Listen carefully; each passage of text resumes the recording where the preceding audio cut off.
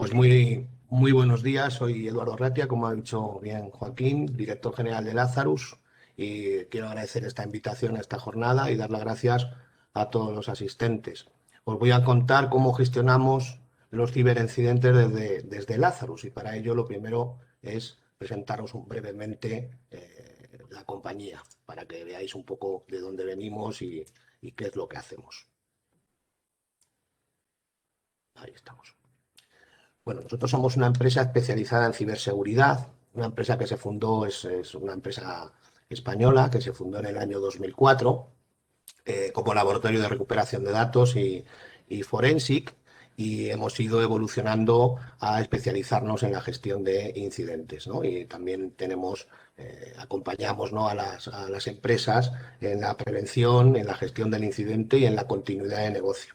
Para que os hagáis una idea de algunas cifras, ¿no?, de qué volumen gestionamos anualmente, pues deciros que hacemos algo más de 300 investigaciones forenses al año, que realizamos unas 6.000 peritaciones de daños en sistemas informáticos anuales, que realizamos más de 100.000 asistencias informáticas con nuestro helpdesk especializado en ciberseguridad, en ciberriesgos, y que, por ejemplo, como dato curioso, hacemos más de 300.000 certificaciones de borrado seguro en dispositivos debido a ciertos acuerdos que tenemos con compañías del sector retail y otras áreas, ¿no?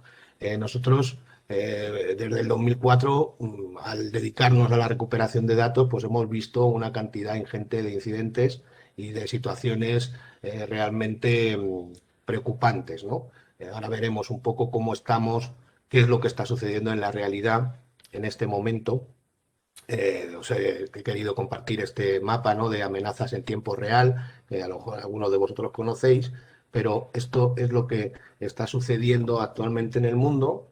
Como veis, es un mapa en donde aparecen ahí como disparos, ¿no? Y son realmente ese es el tráfico que hay en la red detectado como potencialmente peligroso. Y veis que, bueno, nuestro país también está siendo objeto de algún tipo de maldad por parte de los ciberdelincuentes, ¿no? Esto significa que este mercado está muy industrializado. Están buscando constantemente acceder, como bien decían antes los anteriores ponentes, a nuestros datos para comercializarlos con ellos.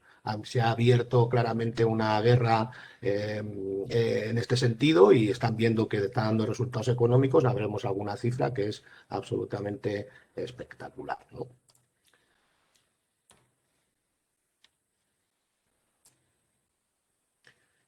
Eso que acabamos de ver lo que produce es, o sea, lo que lleva adentro es todo este tipo de malware, ¿no? Hemos evolucionado desde los 90, que lo vemos ahora casi como de una manera romántica, ¿no? Hemos pasado de los virus en los 90 hacia la ciberdelincuencia, precisamente porque han encontrado aquí, pues, un filón, los delincuentes, para conseguir dinero y conseguir pues lo que buscan, evidentemente, o bien robando nuestros datos directamente, o bien consiguiendo nuestro dinero mediante extorsiones cibernéticas, ¿no? También es verdad que en la pandemia, en este tipo de situaciones, claro, a río revuelto, ganancia de pescadores, ¿no? Cuando hay una pandemia, la gente teletrabaja, encuentra muchos huecos, y se aumenta mucho el tipo de delincuencia y los resultados positivos para los delincuentes, ¿no? En este caso, intentar extorsionar a las empresas y a las personas, ¿no? Pues con promociones, como lo que se denomina scam, promociones falsas. Nadie nos va a regalar 500 euros, ninguna compañía, pero bueno, la gente clica y ahí está la trampa, los gusanos, el phishing para obtener, por ejemplo, nuestros datos y suplantarnos la identidad para realizar, por ejemplo, fraudes del CEO, que luego veremos más adelante cómo se gestionan, buscar puertas traseras. Cuando veíamos el tráfico, mucho de ese tráfico que veíamos antes lo que está haciendo es escanear áreas y segmentos de IP para buscar vulnerabilidades y luego poder explotarlas. Incluso ellos hacen negocio cuando tienen un rango de IPs escaneado, venden ese rango de IPs con las vulnerabilidades, incluso con el paquete de malware que quieren vender. Hay un gran supermercado en la Deep Web o en la Dark Web de este tipo de situaciones, ¿no? Nos pueden utilizar nuestros ordenadores como un equipo para tener una red muy potente para ellos, el famoso ransomware, que nos está haciendo estragos realmente. Ahora veremos un poco las noticias que están ocurriendo, que podemos encontrar buscando en Google. Software spyware que permiten pues, recoger nombres de cuentas, claves, en fin. Lo que quieren es explotar lo máximo todas las vulnerabilidades que puede presentar un sistema para llegar a entrar, ¿no? En él y hacer el negocio y realizar la maldad, ¿no? Algunos datos de los que he recopilado, en el 2015, por ejemplo, se estipuló en torno a los 3 billones de dólares, pues todos los daños causados por este tipo de delitos, pero en el 2021 se estima llegar a los 6 billones de dólares. Quiero decir, esto es una barbaridad respecto a los costes para la reconstrucción, la pérdida de productividad, el robo de propiedad intelectual, todo este tipo de causas que genera un ataque o una brecha de seguridad o una extorsión directamente. Todo esto que estamos viendo aquí lo que genera son estas consecuencias, ¿no? Si vemos, esto es una... He cogido algunas noticias, pues algunas más llamativas que otras. Muchas de estas noticias corresponden a casos de ransomware. Evidentemente, estas son las noticias de empresas o de situaciones más mediáticas, ¿no? Las que son más noticiables. Nosotros vivimos cada día verdaderas tragedias en empresas más pequeñitas, en pymes, en autónomos, en cualquier tipo de sector, ¿no? No hay discriminación porque los ataques, evidentemente, no discriminan, están industrializados y por tanto lo que buscan son la entrada, ¿no? Sí es verdad que hay ciertos ataques más dirigidos, por supuesto, pero hay otros ataques no están dirigidos, sino que simplemente se han aprovechado de alguna de las vulnerabilidades que pueden tener los sistemas, ¿no? Por ejemplo, a Garmin, la compañía, pues ahora se está especulando si podía haber pagado los 10 millones que pedían los cibercriminales o no lo sabemos, ¿no? El famoso ataque al SEPE que tanto disgusto le dio al ministerio o actualmente uno que se ha visto que están chantajeando a The Phone House con una filtración de datos masiva que hay en la Deep Web. Esto, al final, este es el aviso que tenía la página del SEP en su momento, que tuvieron, la verdad que este caso fue bastante curioso cómo restauraron ellos su página web y demás, y fue un trabajo bastante exhaustivo que le costó muchos millones de euros, pero era un trabajo ingente que había que hacer.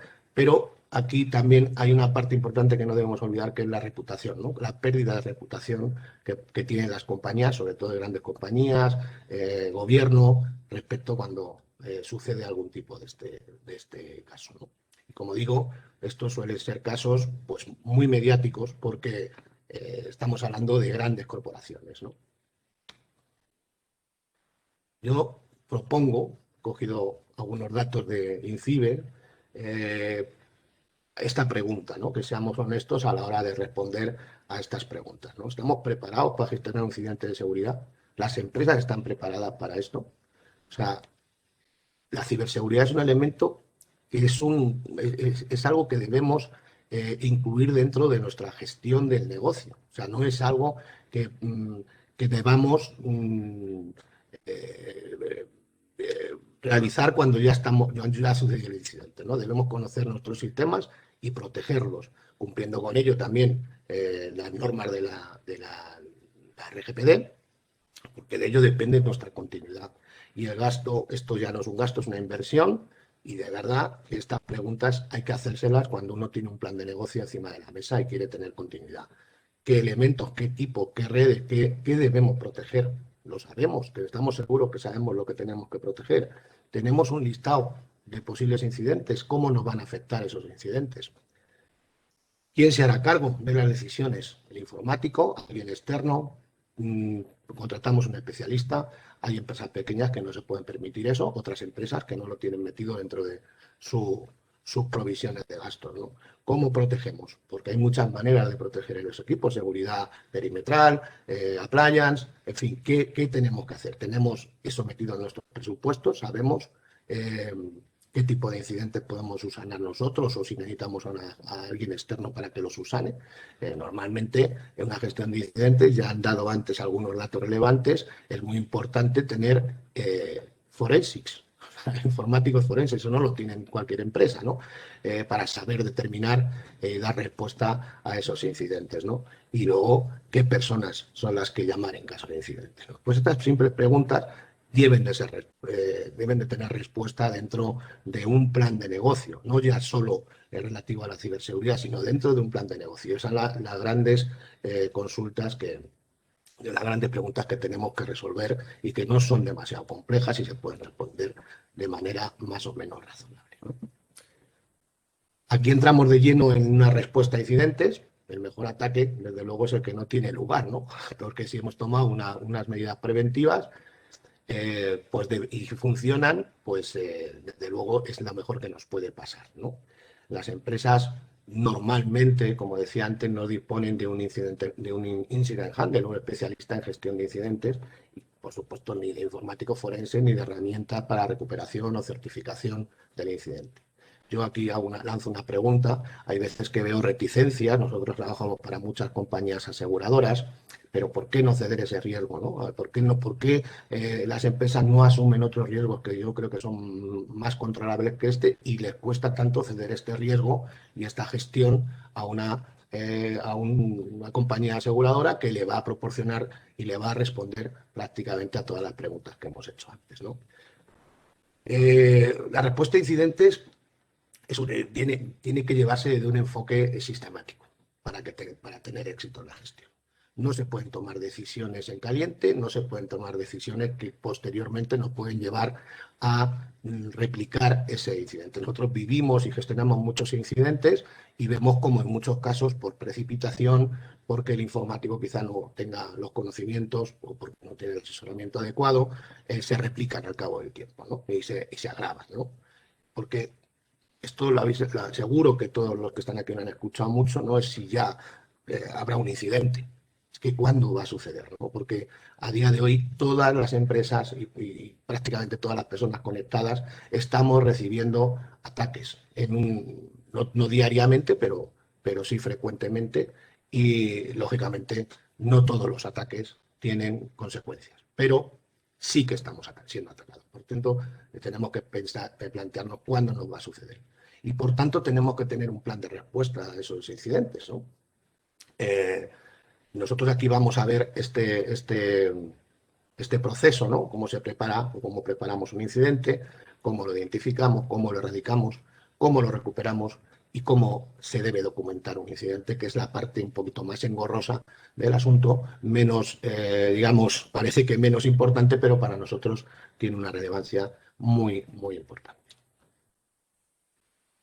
Cuanto a la preparación, es fundamental realizarla para abordar un incidente de manera sistemática, ¿no? Para eso necesitamos de expertos que hayan gestionado incidentes de cualquier tipo de cibernéticos, ¿no? Es necesario diseñar un plan previo para establecer pues, el tipo de comunicación con los implicados, diseñar la documentación que vamos a necesitar, eh, nombrar un equipo de primera respuesta, preparar los controles de acceso, quién y cómo tiene que acceder, ¿no? No podemos dejar abierta la puerta, por tanto hay que tener este tipo de controles, disponer de las herramientas necesarias, ¿no? Quiero decir, para gestionar el incidente tienes que tener herramientas forensics, herramientas de monitorización, herramientas y expertos que sepan manejarlas y que sepan interpretar los resultados a la hora de hacer las investigaciones pertinentes y las certificaciones, ¿no? Establecer normas que permitan además la capacitación de un equipo de trabajo conjunto entre el equipo de respuesta a incidentes y los informáticos o el equipo de la empresa afectada, ¿no? Una vez que hemos preparado esto, una vez que tenemos claro cuáles son los siguientes pasos, esto es que es fundamental, vamos a pasar a ver cómo identificamos el incidente. Todo esto que estoy contando, evidentemente ya lo tenemos nosotros en la estrategia de primera respuesta. En el momento que recibimos un incidente, nosotros lo que hacemos ya es tener un plan preparado para cada uno de las causas, ¿no? de los incidentes que se conocen previamente. De ahí la importancia de tener especialistas, ¿no? Aquí venimos a hablar de lo primero que tenemos que hacer es identificar cuál es la causa raíz. Porque si no identificamos y queremos gestionar el incidente y no sabemos realmente qué es lo que ha pasado, sino lo que hacemos directamente es desconectar el equipo, limpiarlo y volverlo a conectar. Posiblemente lo que estamos haciendo es fomentar una segunda o tercera infección, porque a lo mejor no hemos sabido de dónde viene. No es lo mismo que un insider, una persona de dentro que nos está siendo infiel de alguna manera en la empresa, que un ataque externo o que hayan utilizado algún tipo de vulnerabilidad o que haya habido una brecha de seguridad o que haya habido, digamos, un fraude por Internet o desviando algún tipo de transferencia, ¿no? O sea, hay que conocer eh, cuál ha sido el punto de entrada, si ha habido robo de credenciales, si ha habido malas configuraciones, si han explotado vulnerabilidades, porque eso nos va a dar los pies a la hora de luego poner las normas, poner, digamos, la contención a futuro, ¿no? Y una vez identificado mediante los expertos las técnicas que se han utilizado o el vector de ataque, pues nos vamos a poder tener el plan de contención, que es lo siguiente que vamos a hablar. Aquí tenemos que pensar en una contención a corto plazo. Aquí tenemos que buscar, identificar los puntos de restauración que antes han comentado, que tenemos que ver si hay algún tipo de restauración respecto a poder tener la continuidad del negocio de la empresa afectada, si tenemos shadow copy, si tenemos backup, si podemos resolver el ransomware, cada día, por supuesto, mucho más complicado y más difícil, porque esta gente, pues, los delincuentes van de alguna manera complicando mucho más las cosas porque ven que es un sistema que les proporciona, pues, pingües beneficios, ¿no? Como diría aquel. Entonces, en contra de nuestros intereses, ¿no? Y luego tenemos que tener un plan para contener a largo plazo. Contención a corto plazo, pues evidentemente aislar los equipos, identificar e aislar los equipos que están infectados, identificamos cómo podemos restaurar los datos y cómo podemos poner en marcha el sistema de manera segura y luego contención a largo plazo, posiblemente teniendo que utilizar herramientas para buscar indicadores de compromiso que nos determinen que no vuelva a reproducirse a futuro ese incidente de seguridad, ¿no? Para no tener problemas y que se dupliquen los incidentes de seguridad. Una vez que tengamos el plan de contención, lo que tenemos que hacer es erradicarlo, ¿no? Erradicar todo el malware, erradicar los vectores de ataque, identificando, importante, la causa raíz del sistema.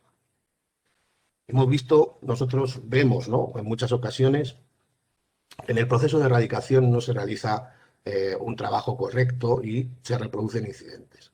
Pues quizá porque no se han buscado, o no se sabía, o no se conocía indicadores de compromiso de nuestro tráfico y no se han gestionado bien, pues, por dónde, porque no se han identificado correctamente la causa raíz, por dónde han entrado, cuál ha sido el vector de ataque. Por tanto, se trata de erradicar cualquier vector de ataque, ¿no? Cualquier vulnerabilidad que hayamos podido pasar por alto, que tenemos que verificar, ¿no? Por eso hay que erradicar no solamente el limpiar un equipo, sino que hay que tener de alguna manera el conocimiento más global de la empresa afectada, ¿no? En cuanto a la fase, una vez que hayamos erradicado, está la fase de recuperación, siempre teniendo muy en cuenta que hay que evitar a toda costa la reinfección, por decirlo de alguna manera, ¿no?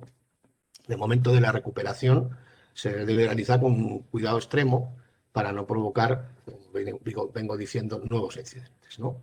Porque una vez que hemos tenido un incidente, somos más susceptibles, si no hacemos bien las cosas, de que se pueda reproducir.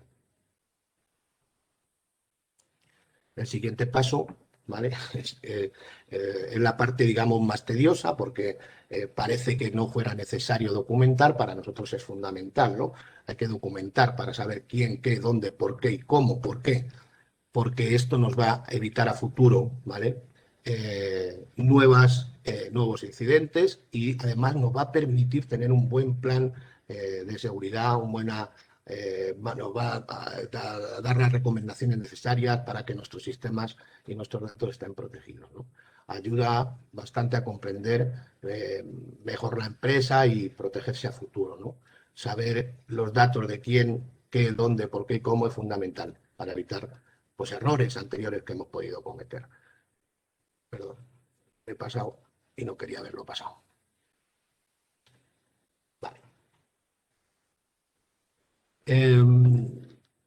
Luego también nosotros, al finalizar la gestión del incidente, mantenemos una reunión con todas las partes, el cliente, en fin, si es posible también incluso con la aseguradora, con la parte legal, para aplicar las lecciones que hemos aprendido, ¿no? Porque es fundamental, porque una vez que nosotros hemos analizado, lo que hacemos es emitir un informe completo con medidas correctoras, con planes a futuro para evitar este tipo de incidentes, ¿no?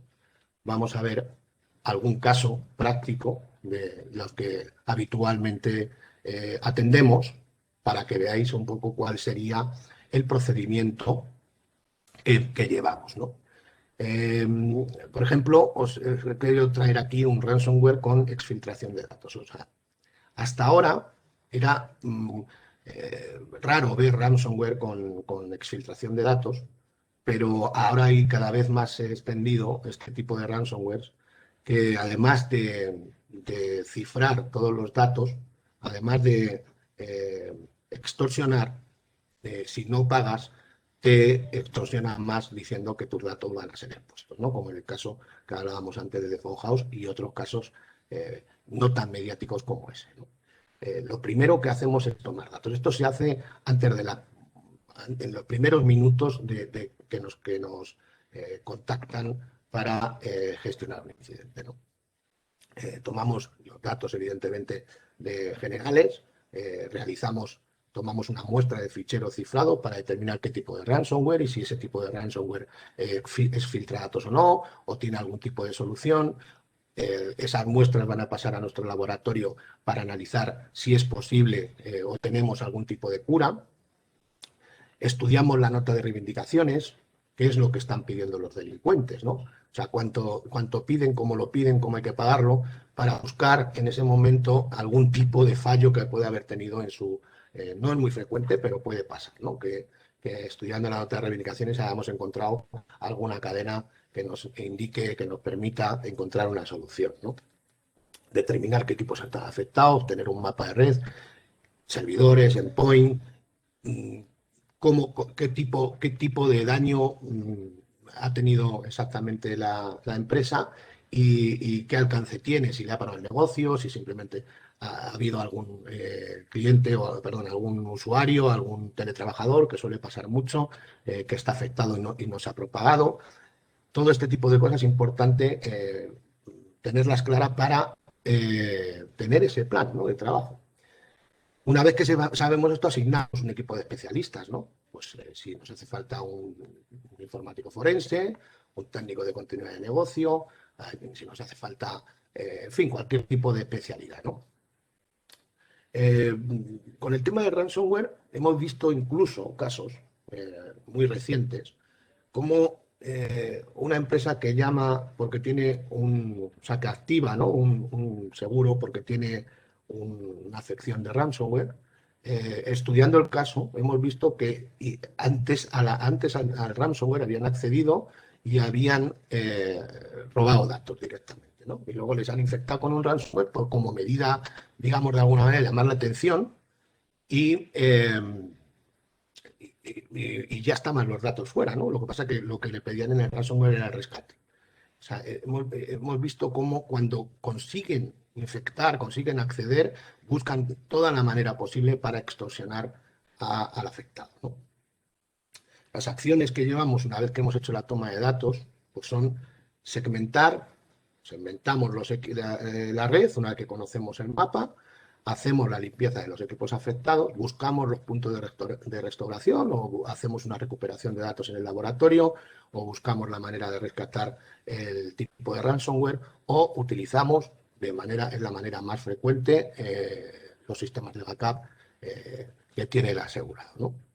Si es que los tiene, porque sí, a veces o los tiene muy antiguos o a veces no los tiene bien configurados, pero siempre hay una manera de poner en marcha la empresa, quizá con alguna falta de datos que iremos trabajando a lo largo para restaurarlos, ¿no?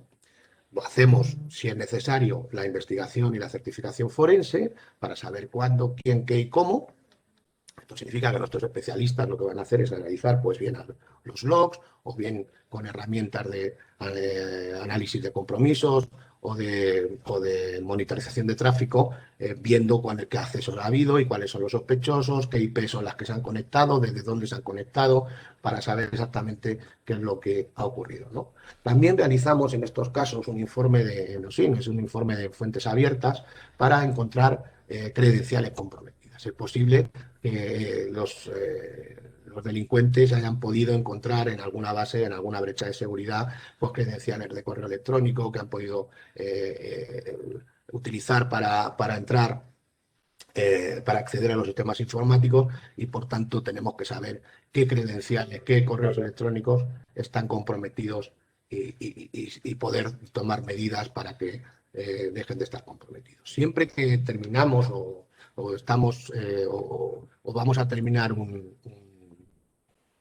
caso, un incidente, realizamos un análisis de vulnerabilidad.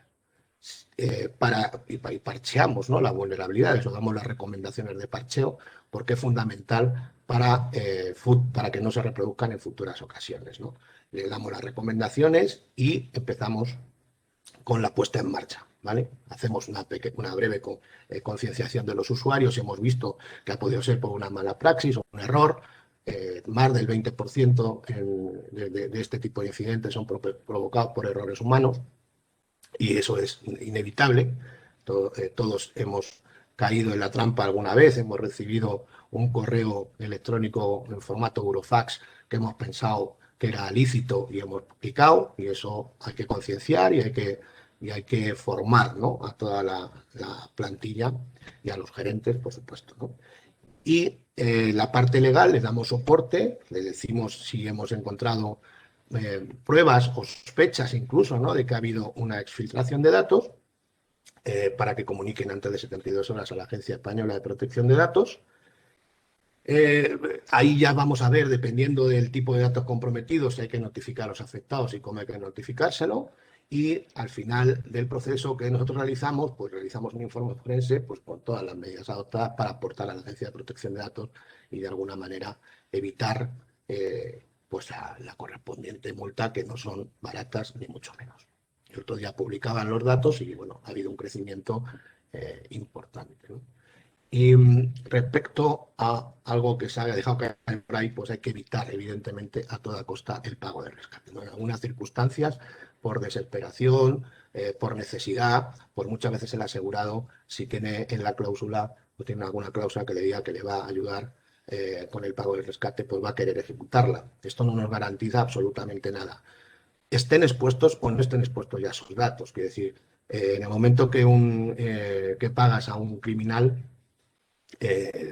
evidentemente no tienes garantía, no están certificados en ISO 9001 ni tienen ningún tipo de garantía, ¿no? Hay que evitarlo a toda costa. Es verdad que nosotros realizamos frecuentemente contactos con delincuentes vía los correos electrónicos, estos que te ponen en la nota de reivindicaciones, pero simplemente por pulsar un poco y ver si es algo específico o si es algo que se han encontrado porque han lanzado una campaña masiva de este tipo de malware, ¿no? Puede empeorar la situación, pagar el rescate, evidentemente, debido a que pueden repetir la extorsión. Y antes, como bien decíamos, a lo mejor un Bitcoin estaba en 5 o 6 mil euros. Ahora mismo un Bitcoin creo que está en unos 40 o 45 mil euros. O sea, quiere decir que pedirte medio Bitcoin o pedirte un Bitcoin o dos Bitcoin puede parecer, bueno, no mucho. Cuando vas a hacer la conversión, evidentemente, este es un pastizal. Esto en casos pequeños, ¿no? En casos grandes, estábamos viendo antes lo de Garmin que que le pedían 10 millones, o otro tipo de casos que han pedido bastante importe, ¿no? Tampoco llevamos Bitcoin en el bolsillo, quiere decir, comprar bitcoins, es tedioso. Es decir, tienes que primero configurarte un wallet, luego no puedes comprar bitcoin como en un banco, en fin, una serie de tareas que no es de un día para otro, porque comprar bitcoin te van haciendo cargas de los importes poco a poco. Este tipo de situaciones siempre son delicadas. Nuestra recomendación, por supuesto, es evitar pagar el rescate y buscar otras medidas de continuidad del negocio. Vamos a ver otro caso. Si quiere pasar la presentación, claro. Me parece que aquí estamos. Que es lo que habían dejado entrever antes también, que son suplantaciones de identidad o los BEC, famosos Business Email Compromise en inglés, ¿no? Que suelen ser casos bastante complejos para investigar, debido a que ver quién ha sido suplantado, ¿no? Pudiendo ser bien la propia empresa o a lo mejor no ha sido suplantado, ¿no? Simplemente en una cadena de correos han cambiado alguna cabecera y, bueno, han utilizado técnicas para encontrar quién es el proveedor o el cliente, ¿no? En la cadena de suministros, ¿no? Y han engañado, ¿no?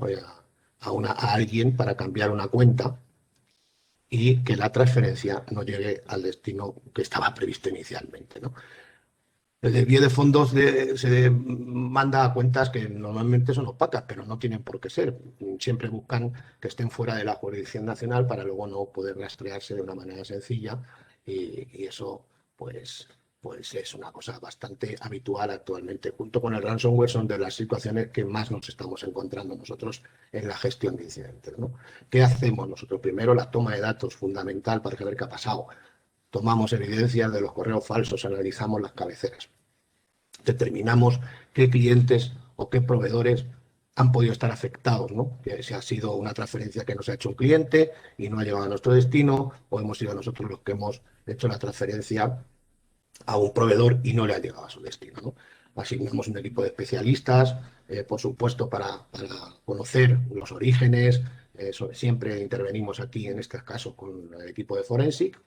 Hacemos también, asignamos especialistas en fuentes abiertas para determinar si hay exposiciones, ¿no? de cuentas en Internet, y nos coordinamos siempre con el departamento, si es que lo tiene, del afectado, ¿no? Con el departamento de informática del afectado, para tener un plan y trabajar conjuntamente, ¿no? Las acciones son investigar las cabeceras o los servicios suplantados o cuentas de correo o las web que han suplantado para conocer un poco cómo ha sido el origen, el vector de ataque. Investigamos si hay intrusiones. No siempre hay intrusiones en estos casos, por eso es tan complejo de investigar y a lo mejor en una empresa pequeña es sencillo, ¿no? Investigar 20, 30 equipos para ver si ha habido intrusiones, pero en empresas grandes el proceso suele ser complejo, ¿no? Hay que utilizar herramientas para buscar vectores de ataque y demás, ¿no? Certificamos qué es lo que ha pasado, si hemos encontrado quién o cuándo o qué ha sucedido o cómo ha sucedido. Realizamos también un informe en OSIN para encontrar cuentas que posiblemente han sido expuestas y las investigamos directamente para ver si ha sido a través de esas cuentas como han conseguido, ¿no? suplantar la identidad. Realizamos recomendaciones de seguridad y concienciamos a los usuarios en función de las lecciones que hemos ido aprendiendo.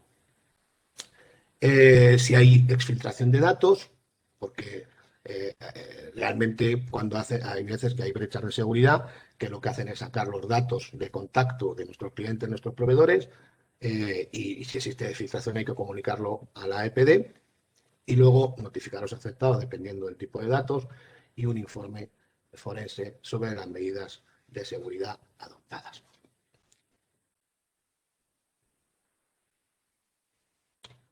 Y como conclusión, pues evidentemente no podemos evitar amenazas, no podemos evitar los ataques. Por eso tenemos que estar preparados. Y es cierto que si estamos preparados, estamos evitando daños, ¿no? Estamos evitando parada del negocio, estamos evitando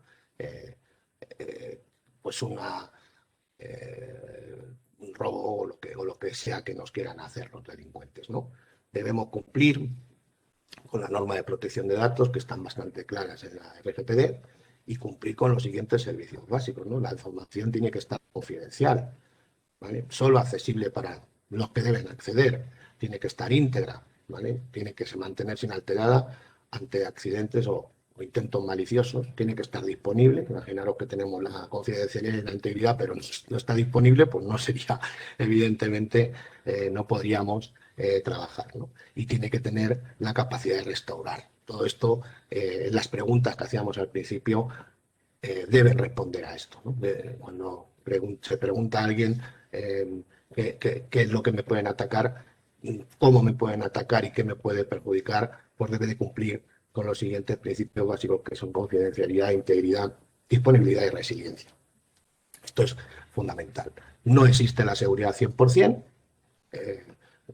te gastes lo que te gastes, hay grandes presupuestos, hay CISOs, hay, en fin, en grandes compañías que tienen seguramente más medios y más capacidad, pero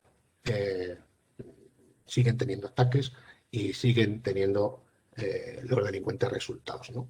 Y luego contratar una póliza de ciberriesgo pues proporciona en muchos casos hasta servicios preventivos y en caso de incidente un plan de recuperación que complementa un poco a, tu,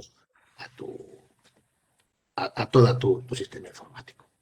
Y ya por último, me gusta mucho a mí este vídeo, ¿no? Porque los CISOs o los informáticos son profesionales, ¿no? O los profesionales de la ciberseguridad realmente tienen que tener en cuenta muchos aspectos, ¿no? Tanto físicos como lógicos, ¿no?